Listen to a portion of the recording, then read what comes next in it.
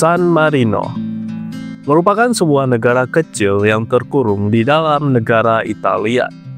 Meskipun San Marino adalah negara yang kecil, tetapi negara ini adalah negara republik tertua di dunia, yang jauh lebih tua dari Republik Italia. San Marino juga merupakan salah satu negara terkaya di Eropa, dengan tingkat pendapatan yang tinggi dan rendahnya angka kemiskinan. Tetapi kenapa negara San Marino terkurung dalam negara Italia? Dan seberapa tua negara ini sehingga disebut sebagai republik tertua di dunia?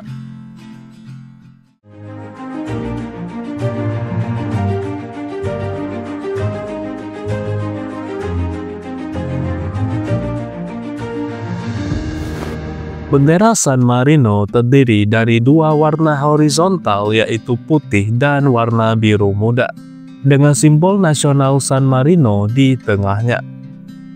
Warna putih melambangkan kedamaian dan netralitas. Warna biru melambangkan langit yang cerah dan kebebasan. Perisai dengan tiga menara mewakili tiga puncak gunung Monte Titano, yaitu Guaita, Kesta, dan Montale.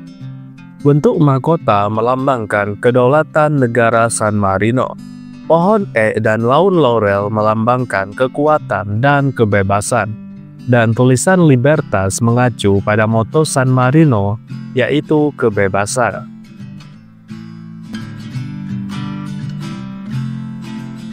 Secara geografis, San Marino adalah sebuah negara kecil yang terletak di Eropa Selatan. Negara ini sepenuhnya terkurung oleh Italia, menjadikannya salah satu negara enklave di dunia. San Marino memiliki luas wilayah sekitar 61 km persegi, menjadikannya negara terkecil ketiga di Eropa setelah Monaco dan Vatikan. San Marino dibagi menjadi 9 kastil administratif atau yang dikenal dengan istilah castelli. San Marino memiliki sistem pemerintahan berupa republik parlementer. Kepala negara San Marino adalah dua kapten wali yang menjabat secara bersamaan sebagai kepala negara selama periode 6 bulan. Mereka dipilih oleh Majelis Agung dan Umum yang merupakan badan legislatif negara. San Marino beribu kota di San Marino, atau yang sering disebut sebagai Città di San Marino. Kota ini terletak di puncak Gunung Titano yang terkenal dengan pemandangannya yang indah dan benteng bersejarahnya. San Marino terkenal dengan 3 menara yang berdiri megah di puncak Gunung Titano, yaitu Menara Guaita, Kesta, dan Montale. Ketiga menara ini adalah simbol negara dan memiliki sejarah yang panjang. Bangunan menarik lainnya di San Marino adalah Basilika di San Marino. Gereja ini adalah gereja utama di San Marino yang didedikasikan untuk Santo Marinus, yang merupakan pendiri negara ini. Basilika ini memiliki gaya arsitektur klasik dengan interior yang megah dan dihormati sebagai tempat keagamaan. San Marino adalah salah satu negara yang tidak memiliki pelabuhan dan bandara. Nah, jika ingin mengunjungi San Marino, maka bisa terbang ke bandara internasional terdekat yang berada di kota Rimini, Italia. Lalu kemudian melanjutkan perjalanan darat ke San Marino. Secara geografis fisik, San Marino didominasi oleh daerah perbukitan dan pegunungan. Gunung Titano adalah fitur geografis paling menonjol di negara ini, dengan ketinggian yang mencapai 739 meter di atas permukaan laut. Sebagian besar wilayah lainnya terdiri dari perbukitan bergelombang yang digunakan untuk pertanian, pemukiman, dan beberapa kawasan hutan. Karena lokasinya di kawasan pegunungan memberikan banyak pemandangan indah ke desa-desa di Italia.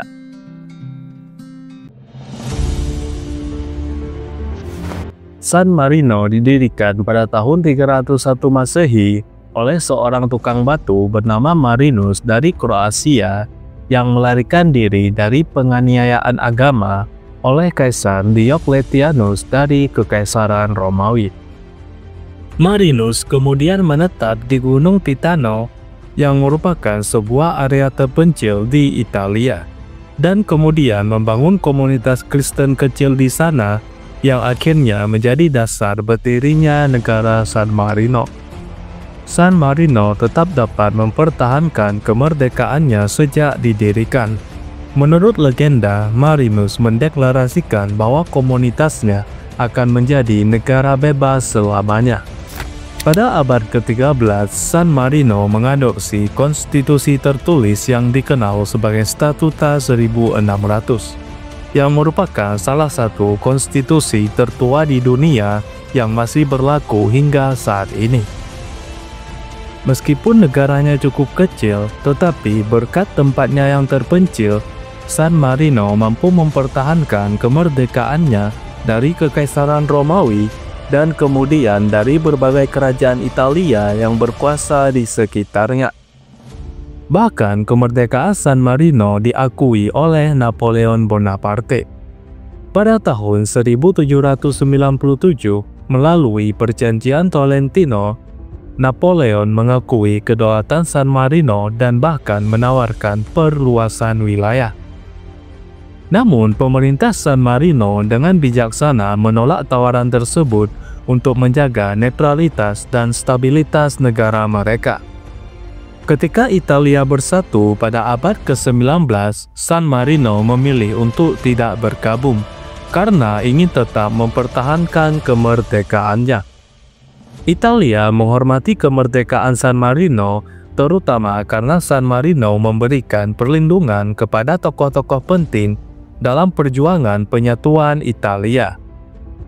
Setelah Perang Dunia ke-1, San Marino menjadi anggota dari Liga Bangsa-Bangsa dan kemudian bergabung dengan PBB pada tahun 1992. Meskipun merupakan negara kecil, San Marino tetap menjadi negara berdaulat yang mempertahankan tradisi demokrasinya.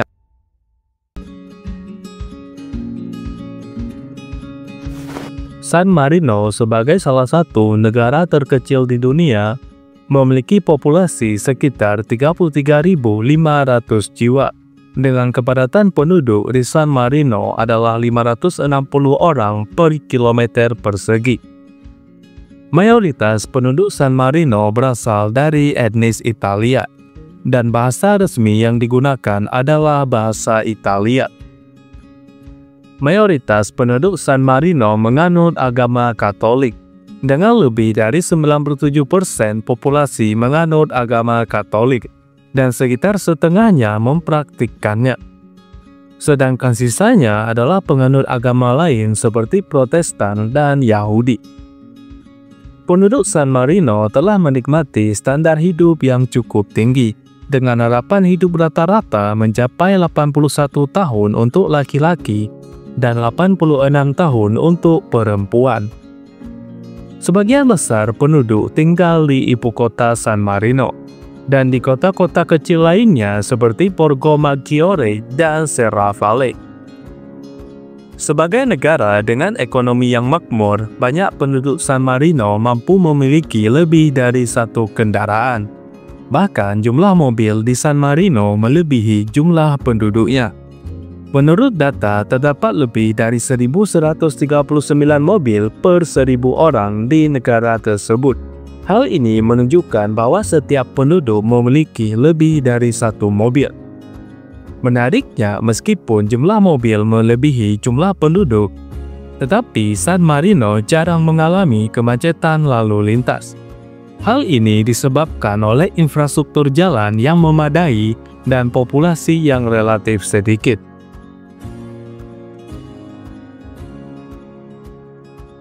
San Marino mengadopsi sistem ekonomi pasar bebas yang berorientasi pada sektor jasa dan perdagangan karena keterbatasan sumber daya.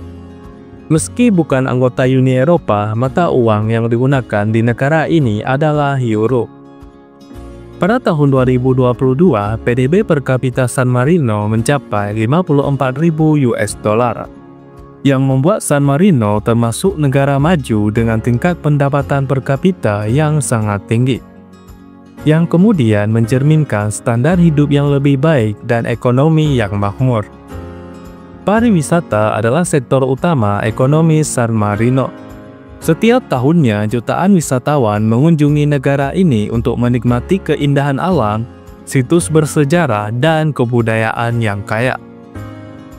San Marino dikenal dengan kebijakan pajak yang menguntungkan dan sektor perbankan yang cukup berkembang. Banyak bank internasional memiliki cabang di San Marino, yang menarik banyak investor dari luar negeri. San Marino juga memiliki sektor manufaktur yang berfokus pada produksi barang-barang kerajinan, termasuk perhiasan, keramik, dan tekstil. Selain itu, negara ini juga terkenal dengan produk seperti perangko dan koin yang sangat dihargai oleh para kolektor. Mitra dagang utama San Marino adalah Italia, yang telah menyumbang lebih dari 80% ekspor. Dan sebagian besar kebutuhan San Marino juga diimpor dari Italia. Meskipun ukuran negara yang kecil dan terbatas sumber daya alam, tetapi dengan sistem pajak yang kompetitif dan kebijakan fiskal yang tepat telah membuat negara ini tetap menjadi negara yang makmur. Meskipun telah memiliki banyak keberhasilan, San Marino juga menghadapi beberapa tantangan ekonomi yang perlu diatasi, terutama tantangan terkait demografis karena populasinya yang semakin menua. Hal ini dapat menghambat pertumbuhan ekonomi karena kurangnya tenaga kerja di usia produktif.